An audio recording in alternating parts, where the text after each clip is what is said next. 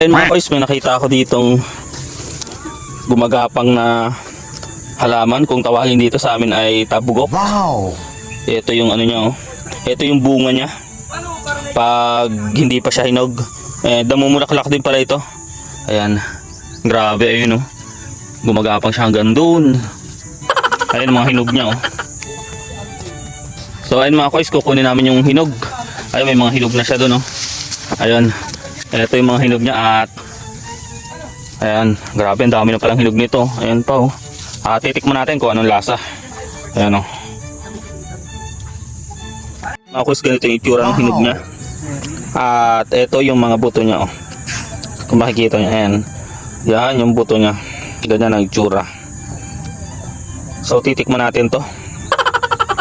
Kasi mga bata pa kami, ito yung karaniwan namin kinakain pag pumupunta kami ng mga gubat. So ayun mga boys, ito yung bunga ng tabugok at grabe, ang ganda nyo. At susubukan natin kainin yung laman nito. At kung makikita nyo, ayan yung laman nyo. Ganito siya pag hinog. Titikman natin. Grabe, sobrang sarap nyo mga boys. Sobrang sarap pala nitong tabugok na to. Medyo maasim-asim siya at